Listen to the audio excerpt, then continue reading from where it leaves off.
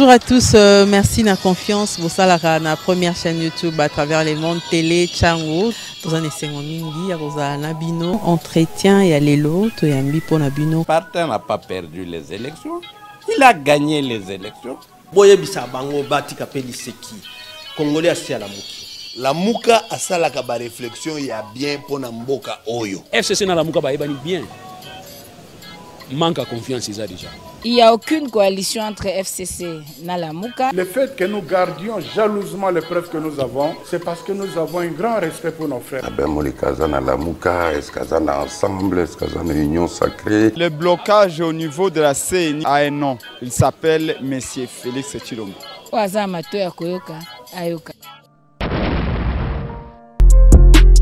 DV Loterie sans passeport. DV Loterie sans passeport. Chers frères et sœurs, cette fois-ci, le département d'État américain a longoli makambo ya kosenga passeport liboso ya kobeta DV Loterie. Para Kinshasa to pesi bino mbote ezalinga inde kona bino Ben Lobich ya Cyber Café Ben Lobich. Na eli susu pona ko annoncer bino était DV Loterie 2024 et kobanda mokolo na le 5 octobre kino le 8 novembre 2022. Bino bande ko nyonso oyo bolemba ki pona kobeta DV Loterie po batia ki makambo ya passeport, ba longoli passeport na DV Loterie ezali sango ya malamu pe ya kitoko pona biso, bo sensibiliser bande ko na bino nyonso. Bino pe bande ko bozali na poto oyo bozali na posete bande ko na bino ba beta DV Loterie et commis sans passeport. Botindi la bango makoki baya kobeta na ba Cyber Café na biso. Kama musha kucheza fashi nyingine mwenezi huya paka ku Cyber Café Ben Lobich patanisaidia remplir ma formulaire kunifashia vitu vyote si na kuingia kwa ambassade unapata visa yenu juu ya kwenda kwa Etats-Unis.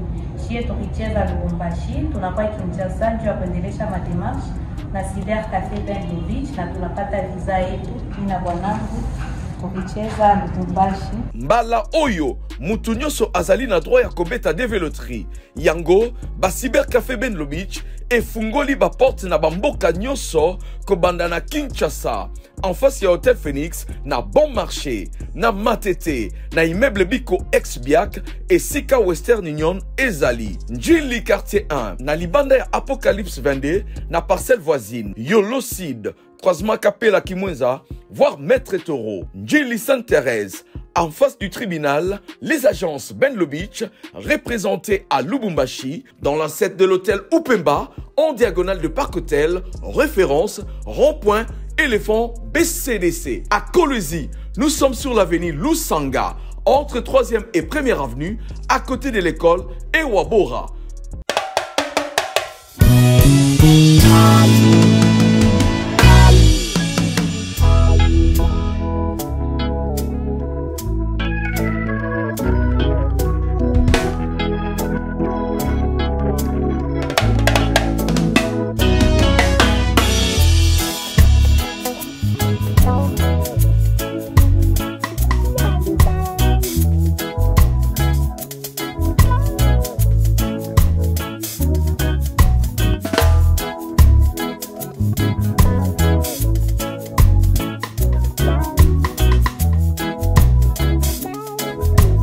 Au sud-ouest de la RTC, le territoire de Kwamont est composé d'un secteur Bateke Sud avec 3 groupements. À l'origine, ces territoires étaient habités essentiellement par les Tékés.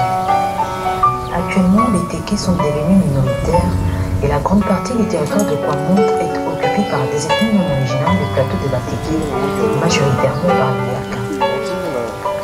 Une bonne partie du territoire de Kwamont se trouve du point de vue ecclésiastique dans l'archidiocèse de Kinshasa et une autre relève du diocèse de Toulon. Le cardinal Ambongo est accueilli au beach de Kwamont par les autorités locales, les curés et vicaires de la paroisse Saint-Yves et quelques fidèles encore présents dans la ville.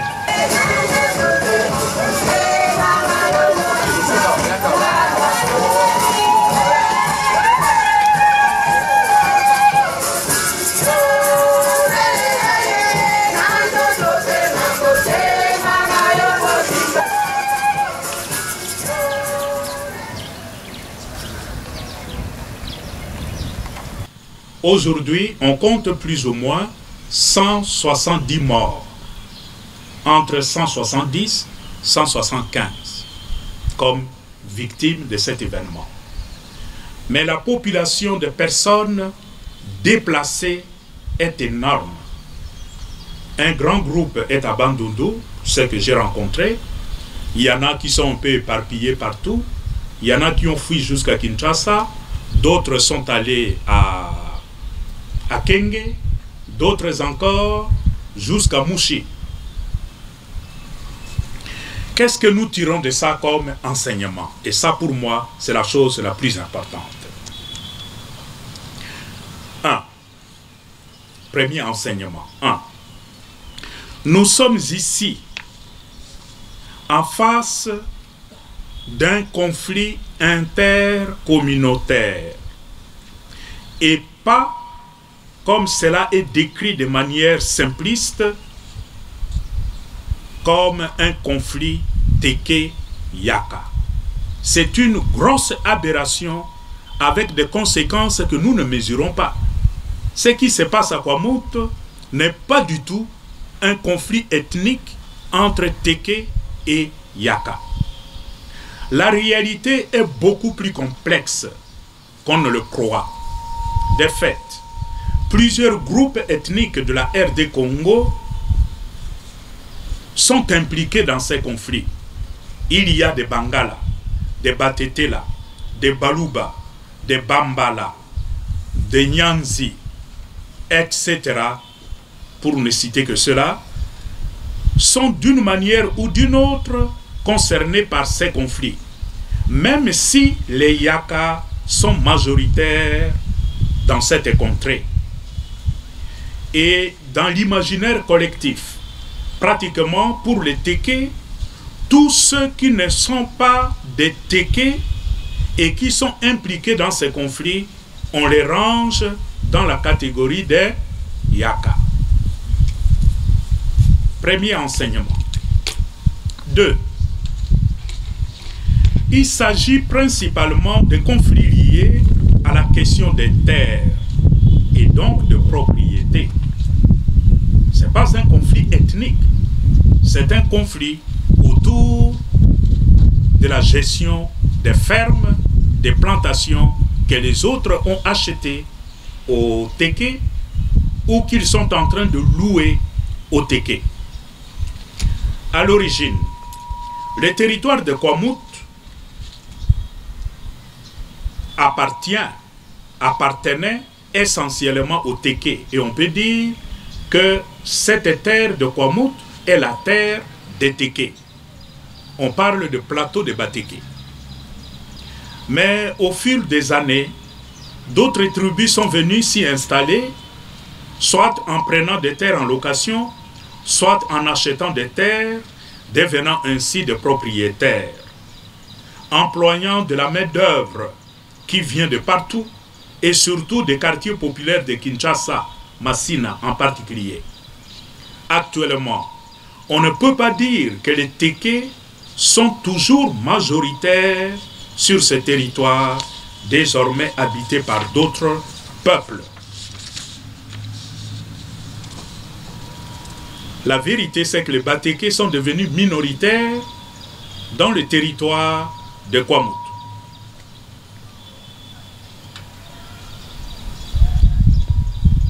3. L'extension de ces conflits.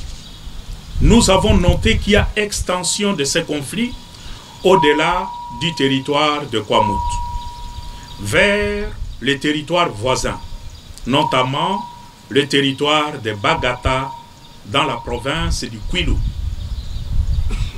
Et si on n'y prend pas garde, et si on ne traite pas bien ces conflits qui se vivent dans le territoire de Kwamout, ces conflits finira par atteindre Kinshasa. Parce que Kwamout, c'est à la porte de Kinshasa. Kwamout n'est pas loin, c'est juste ici. Et les Bateke, quand vous êtes ici à partir de l'aéroport de Njili, toutes les terres qui sont là au-delà, ce sont les terres des Bateke. Vers le centre-ville, ça, ce sont les terres de Wumbu. Les Wumbu, qui sont aussi le cousin des Teke. De plus en plus, on parle de Tekeumbo, le Tekeumbo. Si un événement comme ça se passe et qu'on sous-estime en sachant que la population de Massina est essentiellement composée de peuples provenant du Grand Bandundu et essentiellement des Bateke et des Bayaka, vous risquez d'avoir les répercussions de ce qui se passe à Kwamouth demain, ici dans la ville de Kinshasa, particulièrement à Massina. 4. Il y a superposition entre l'autorité de l'administrateur du territoire de Kwamouth et l'autorité du chef de secteur. Je vous ai dit, le territoire coïncide avec les secteurs, ce qui est une anomalie. Normalement, un territoire est subdivisé en quelques secteurs et les secteurs sont subdivisés en groupements. Or, à Kwamouth, il y a une situation assez particulière. Le territoire coïncide avec le secteur. Ce qui fait qu'en réalité, il y a deux autorités dans ce même territoire. Ce qui crée confusion.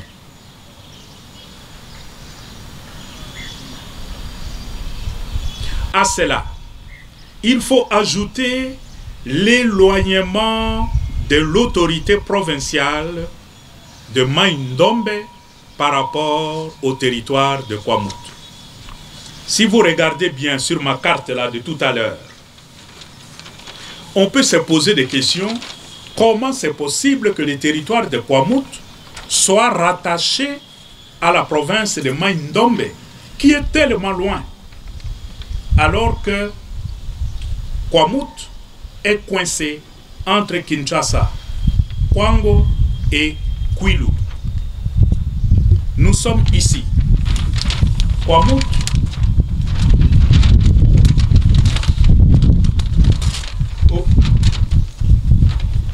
Kwamouth est là, ici. Ça, c'est Kwamouth. Vous avez Kinshasa, qui fait un ensemble pratiquement avec Kwamouth. Et c'est la raison pour laquelle, sur le plan ecclésiastique, Kwamouth appartient à l'archidiocèse de Kinshasa, pour l'essentiel. Ici, vous avez la province du Kwango, avec chef-lieu Kenge. Et de l'autre côté, vous avez la province du Kwilu, avec chef-lieu la ville de Bandundu. Mai-Ndombe est de l'autre côté là-bas. Et le chef-lieu, c'est Inongo. Inongo est là. Là. Les autorités provinciales qui sont à Inongo n'ont pratiquement aucun contact avec le territoire de Kwamouth. Et d'un coup, Kwamouth fonctionne comme un territoire abandonné.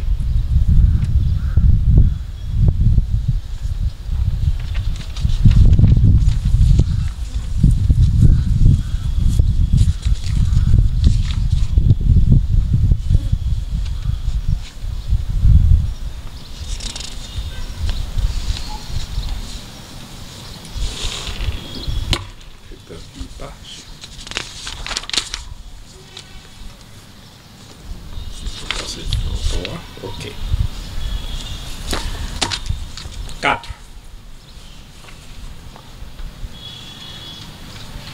Non, c'est 5. Il y a des personnes qui sont impliquées d'une manière ou d'une autre dans ces conflits, et ces personnes sont bien connues et ils circulent librement ici à Kinshasa et à travers le pays sans être inquiétés. Et lorsqu'ils sont arrêtés ou acheminés vers Kinshasa, ils sont tout de suite libérés sans autre forme de procès et sans que justice soit rendue. C'est notamment le cas du faux Kianfou, Odon. Tout le monde le connaît et il est à l'origine de l'aggravation de ces conflits et on le voit se promener à Kinshasa et il affiche avec le président de la République, ce qui choque énormément les Batékés. Il y a le cas d'un certain Cordon Willy qui avait amené cette lettre et la question a été posée au ministre de l'Intérieur quand il est allé à Kwamout. Lui-même a dit que cette lettre était un faux. Mais quand c'est reconnu comme un faux, qu'est-ce qu'on fait de l'auteur d'un faux? On a l'impression que les types continuent à se promener tranquillement. 6. L'arrivée et la présence rassurante et sécurisante de l'armée et de la police congolaise sur les lieux, notamment sur la route nationale 17, même s'il se pose cruellement un problème de mobilité et donc de logistique.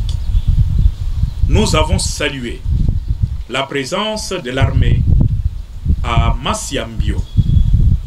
Ils venaient d'arriver, mais leur présence avec un général qui commande les opérations sur l'axe Mongata-Bandundu, le général s'est installé à Masiambio, à mi-chemin. Ça rassure tout au long de la route et nous avons effectué cette route sans problème.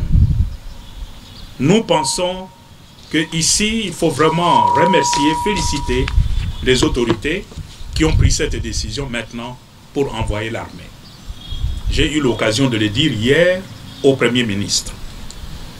Mais il faut renforcer le moyen logistique de nos forces de sécurité dans ces coins. Aussi la présence rassurante de l'Église catholique, c'est-à-dire des personnes consacrées, religieuses, aussi bien de l'archidiocèse de Kinshasa que du diocèse de Kenge, sur ces lieux. Vous avez entendu le prêtre parler. Pendant tous ces événements, lui est resté là-bas. Et c'est lui qui a pu organiser le secours, même aussi donner refuge à la population qui était complètement démolie après le passage des assaillants qui avaient égorgé le chef Téké à Masiakwa. J'ai eu l'occasion de leur exprimer toute la gratitude de l'Église pour leur dévouement au milieu de leur peuple en difficulté. Notamment dans la paroisse de Kwamout, c'était le jeune prêtre abbé Audrey Gaëtan Silele, il s'appelle comme ça. Il est resté seul pendant les événements. Il n'a pas fui. Et l'abbé Liévin Kambo, c'est lui qui est là-bas et il est resté pendant tous les événements. Nous avons rencontré le prêtre qui est curé de la paroisse Masiambio, lui aussi. C'est grâce à sa présence et quand l'armée est arrivée, le général a pu loger à la paroisse. Enfin, 8e observation, c'est le rapprochement à faire entre les événements qui se passent actuellement à Kwamout et les massacres qui ont eu lieu en 2018 à Yumbi. Comme dans ces pays, nous avons la mémoire courte, plus personne ne parle de ce qui s'est passé à Yumbi. À Yumbi, il y a eu plus de 500 morts. À Kwamout, aujourd'hui, nous en sommes autour de 170. Mais il y a un élément quand même qui nous étonne, ces deux événements se passent toujours à l'approche des élections. À Yumbi, c'était en 2018.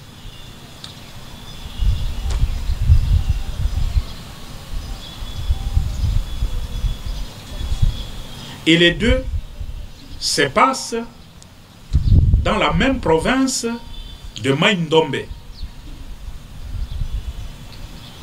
Ça donne à réfléchir. De même, il y a la question du bloc pétrolier.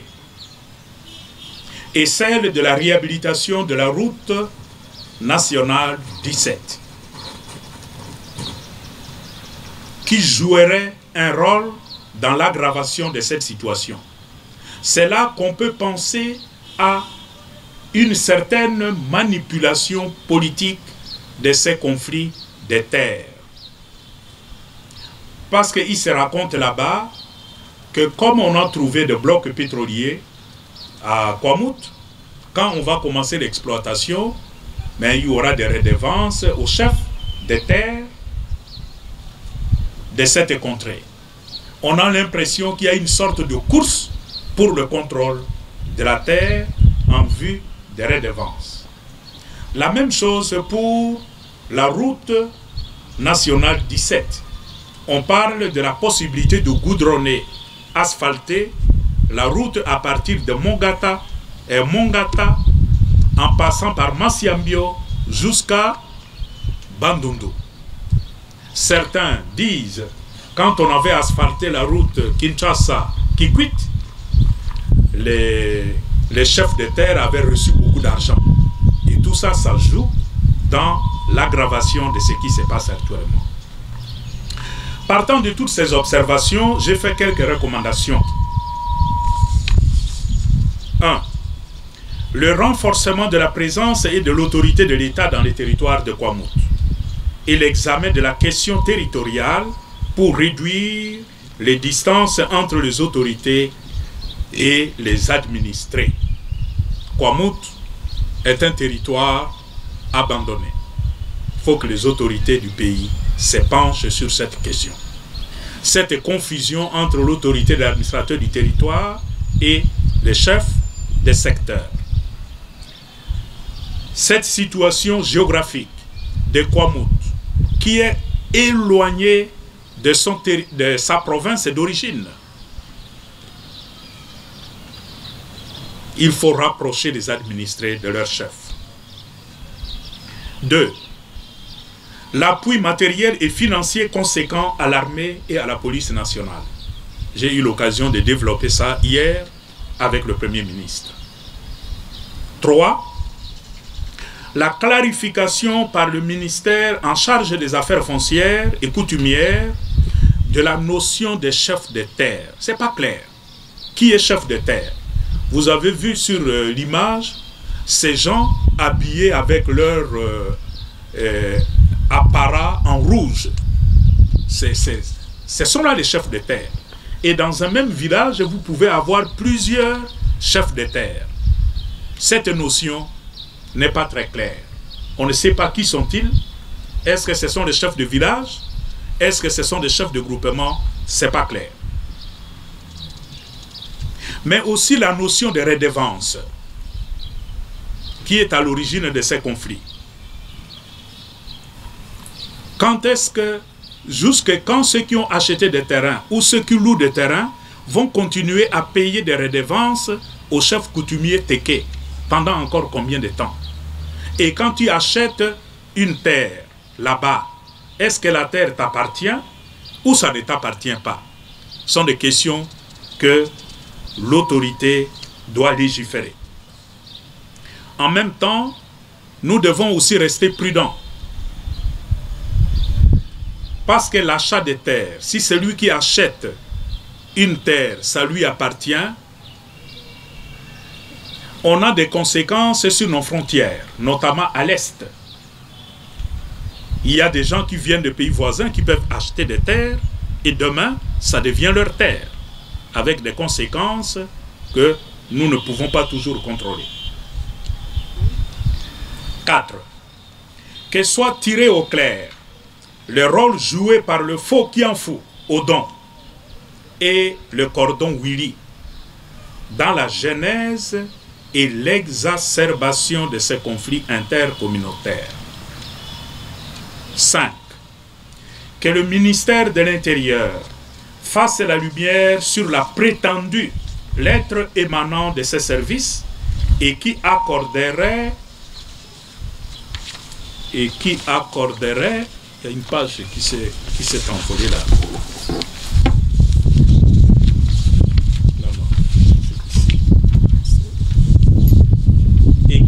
accorderait l'exonération des redevances coutumières aux détenteurs de la dite lettre. Il faut que cette question soit clarifiée. Parce que c'est quand même à partir de là que les choses ont commencé. 6. Que l'on mette sur pied une structure chargée de mener à bien les processus de dialogue et de réconciliation entre les parties en conflit dans le territoire de Kwamouth. Je ne dis pas réconciliation entre Téké et Yaka. Il n'y a pas de guerre entre les Téké et les Yaka. Les Yaka sont essentiellement localisés dans la province du Kwango, très loin de Kwamouth. Vous les trouvez principalement à Popokabaka, à Kasongolunda, dans une partie du diocèse de Kenge, etc. Ces gens ne se sentent pas du tout concernés par le conflit autour des terres, autour de fermes, des champs, dans le territoire de Kwango et de Kwamouth. Ce serait une aberration dangereuse de faire porter à tout ce peuple l'étiquette Yaka qui serait en conflit avec les Téké. Le conflit, c'est entre les Téké et tous ceux qui ont acheté des terrains chez eux. Et c'est entre ces gens que nous pensons qu'il faut, il faut commencer un processus de dialogue et de réconciliation. Enfin, que le gouvernement central réponde de manière urgente aux besoins des personnes déplacées et réhabilite des infrastructures détruites, aussi bien celles de l'État, de l'Église, que des personnes privées. C'est aussi ici que je lance un appel aux organisations humanitaires pour s'impliquer dans ce qui se passe actuellement dans ces territoires. J'étais heureux à Bandundu de rencontrer le Médecins sans frontières. C'est l'organisme que j'ai rencontré sur le terrain. Ça signifie que le travail est encore à faire. Et maintenant qu'il y a un peu de sécurité, maintenant qu'il y a la présence de forces de sécurité sur la route nationale jusqu'à Bandundu, je pense qu'il est grand temps qu'on vienne en aide à ces peuples. Et principalement pour aider ceux qui ont abandonné leur village, ceux qui ont perdu tous leurs biens, de rentrer chez eux. Parce que c'était la demande principale que j'ai rencontrée partout où j'ai été en contact avec le déplacé. Tout le monde demande de rentrer chez soi. Mais à une seule condition, que leur sécurité soit assurée. Aucune notion de la géographie de Kwamouth. Si tu vas par le fleuve, comment tu peux arriver à Masiakwa sans passer par Kwamouth? Donc il est important qu'on se comprenne très bien.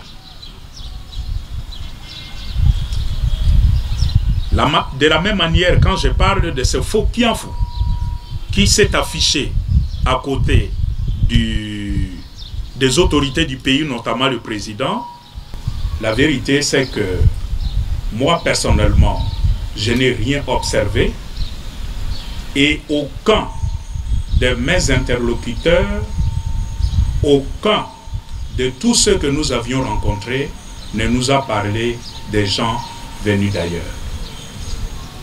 Tout le monde reconnaît que c'est un conflit entre les Téké, notamment les chefs de terre, et ceux qui ont acheté des terres, qui ont fait venir des travailleurs sur leurs plantations. Voilà pourquoi, au cœur de ce conflit, il y a d'abord eu la question des redevances.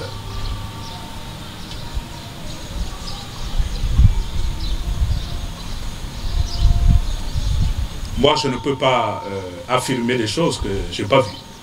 Donc, on ne parle même pas des gens venus d'ailleurs là-bas. On ne parle pas de Rwandais là-bas. Et je ne peux pas aller dans ce sens-là.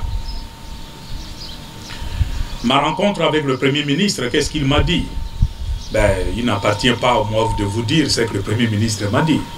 Ce qu'il m'a dit, ça me concerne. Et je sais seulement que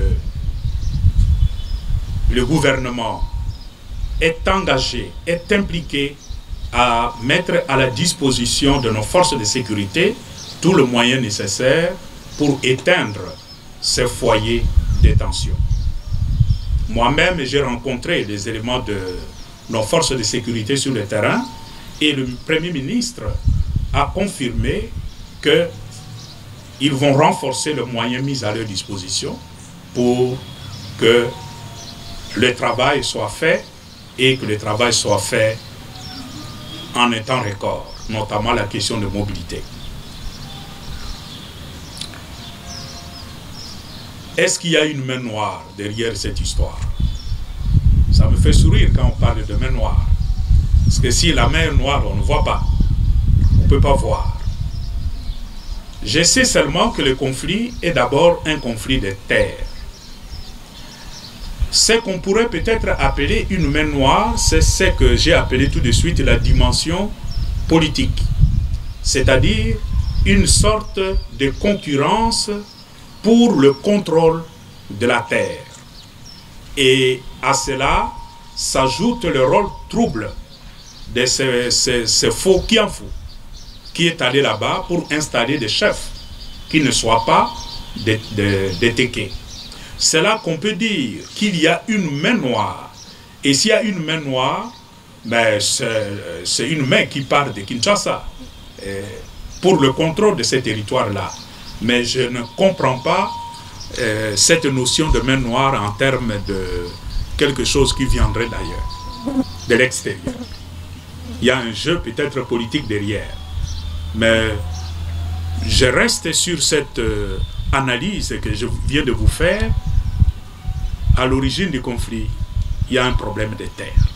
Il y a un problème de contrôle des terres. Merci. La corrélation entre les événements de Yumbi et de Kwamouth, moi je vous ai dit, ce sont deux conflits autour de la question de la gestion de la terre, que ce soit à Yumbi, que ce soit à Kwamouth.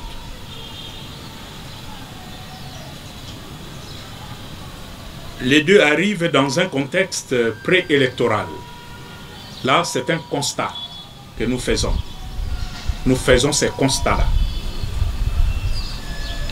Nous pensons plutôt que si le conflit de Yumbi avait été géré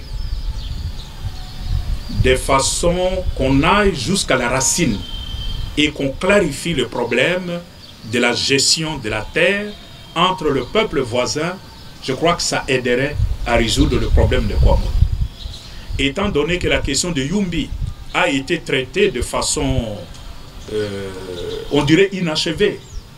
On ne sait pas si ce dossier est complètement terminé. Naturellement, la question de fond n'est pas abordée.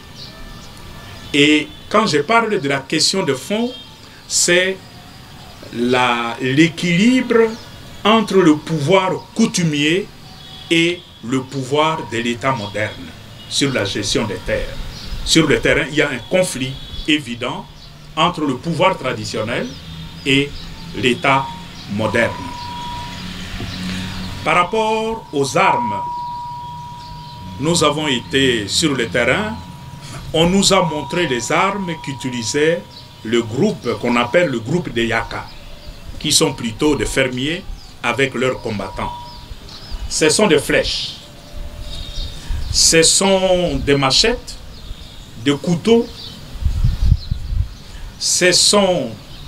nous avons vu des fusils, des fabrications artisanales. Il y a quelqu'un qui est installé dans une ferme là-bas, un ancien militaire, nous avons le nom. Lui fabrique des armes traditionnelles, des armes artisanales. Il est connu, il est dans une ferme. Mais on a trouvé aussi des armes, comment on appelle, AK-27. Ça, ce sont des armes de guerre. Mais ces gens, quand ils ont commencé leur manifestation, il y a des militaires qui ont été envoyés sur le terrain. Et il y a des militaires qui ont été tués. Ils ont ravi, arraché des armes de ces militaires. On nous a montré ces armes-là. C'est tout ce que nous avons vu. En dehors de ces armes, je n'ai pas entendu qu'il y a d'autres armes sophistiquées qui ont été utilisées là-bas. Merci. Relayer notre message dans le seul but que cela puisse aider à trouver vite une solution à cette souffrance de nos frères et sœurs dans cette pâture, qui jette son regard de pitié, de miséricorde sur nous, et qu'il puisse bénir tous les efforts que les uns et les autres font. Que Dieu Tout-Puissant vous garde et vous bénisse, le Père, le Fils et le Saint-Esprit. Merci beaucoup et allez dans la paix du Christ. DV Loterie sans passeport. DV Loterie sans passeport. Chers frères et sœurs, cette fois-ci, le département d'État américain a longoli makambo ya kosenga passeport liboso ya kobeta DV Loterie. Para Kinshasa topesi bino mbote ezalinga indeko na bino Ben Lobich ya Cyber Café Ben Lobich. Na elisusu pona ko annoncer bino ete DV Loterie 2024 et kobanda mokolo na le 5 octobre kino le 8 novembre 2022. Bino bandeko nyonso oyo bolemba ki pona kobeta DV Loterie po batia ki makambo ya passeport, ba longoli passeport na DV Loterie ezali sango ya malamu pe ya kitoko pona biso. Bo sensibiliser bandeko na bino nyonso. Bino pe bandeko bozali na poto oyo bozali na posete bandeko na bino babeta DV Loterie et commis sans passeport. Botindi la bango makoki baya kobeta na ba Cyber Café na biso. Kama msha kucheza fashi nyingine mnezi huya paka ku Cyber Café Ben Lobich patanisaidia remplir ma formulaire kunifashia vitu vyote. Si na kuingia kwa ambassade unapata visa yenu juu ya kwenda kwa Etats-Unis.